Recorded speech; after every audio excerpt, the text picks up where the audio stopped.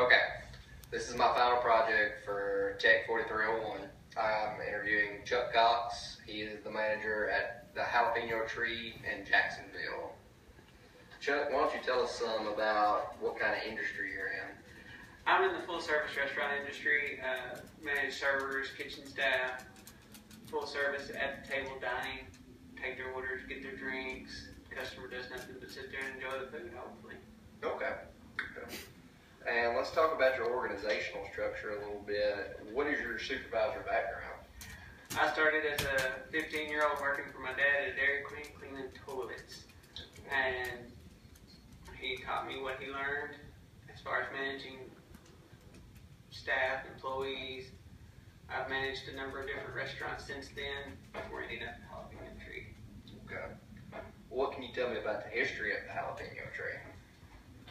From a short time with them, I've learned that it's been open more than 17 years, but it was bought out about 15 years ago by a couple of gentlemen who have grown the company from 5 stores to about 15. About 15 all over East Texas? All over East Texas. The newest one is opening in Canton this month. Okay. How many employees do you supervise on average? On an average day, I can supervise up to 15, but on staff, I have up to 35 employees. Okay, and that's kitchen and wait staff, bussers, bartenders, hostesses. Okay. Could you give me some examples of current or past problems that would come up in day-to-day routine and what you did to solve those? Most of my issues come with the food. I mean, either the server has rung in the food order wrong, the kitchen has sent the food order out wrong, or the guest just simply doesn't like it. I mean, they think they're getting one thing and they weren't sure and they got something and they didn't like it.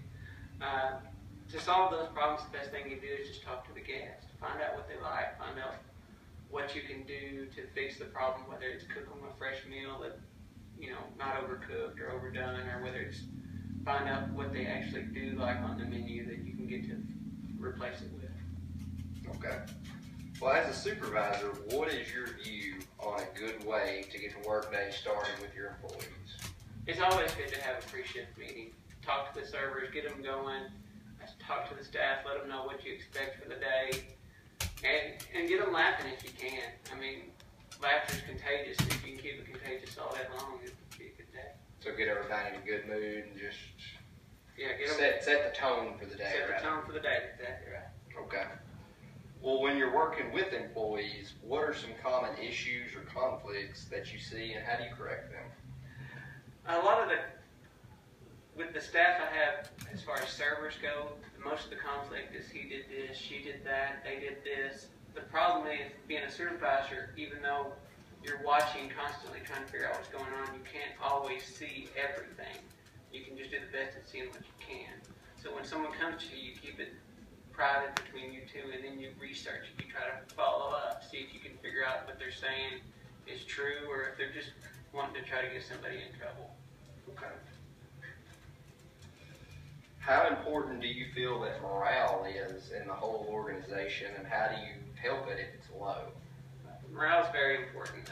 As I said earlier, laughter is contagious, and if you have people with bad attitudes, they don't want to come in there and work, they don't want to do their job. If they don't do their job, it affects everybody. Somebody might get them as a server, or they might get food that they sent out, and it's just not any good because they didn't care that day. And that affects a restaurant as a whole because that customer might not come back. So if morale is down, I change my personality. I try to lead by example. I try to get people going, get them motivated. If it takes saying a stupid joke or just any stupid little thing just to get them back on track, to get them happy and glad to be there, at least until the end of the day anyway. During the hiring process, what are you looking for in a prospective employee? If I'm hiring a server or someone who works directly with the guests or the customers in our restaurant, you want personality. You want somebody who's not afraid to talk or chat with somebody. You can't have someone that's shy. I mean, they're just not going to take it. As far as if you're hiring kitchen staff, you want to find someone who comes across as a hard worker, because sometimes it's the hardest you're dealing in that heat all day long. You got grills around you 400 and 500 degrees. You just got to have someone that's got good work ethic. So you just want somebody, as far as a waiter, somebody that's not scared to go up and talk to numerous strangers during the day. Exactly. You can't have somebody that's worried about what people see or think of them. They've just got to be them and get out there and, hey, how are you doing today? You know. I'm sure some experience in the field helps. Sometimes but you can't teach personality. I mean, Sure. if somebody's got personality and they've got some smarts with them, they can handle the job. But personality is just so big because that's where, as far as a server, that's where they make their money. If you're real dry and bland, you've been to a restaurant, hey, how are you doing? What can I get you?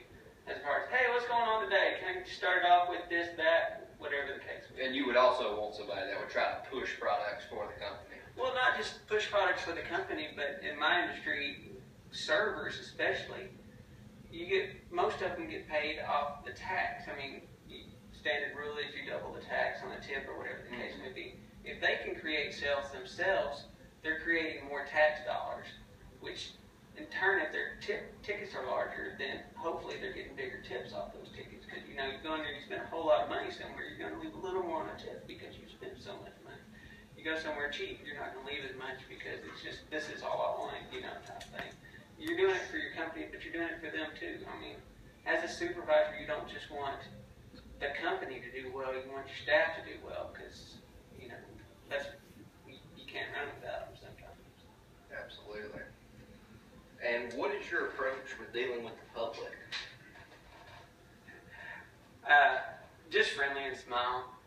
You have people come in all the time, and in the restaurant you don't say the guest is ever wrong, but you have guests that don't know what they want, and they'll order this or they'll order that, and you just smile and say, oh yeah, well this is actually what we got here, but you just have to smile, check, and do the best you can with talking to them, and that's why you can't be shy at the job. You got to be able to talk to them. Alrighty, Chuck. Well, thank you for sitting down and taking a few minutes to talk to me. Anytime. And I've learned several things in this. All right. Thank you, sir. Yes, sir. Thank you.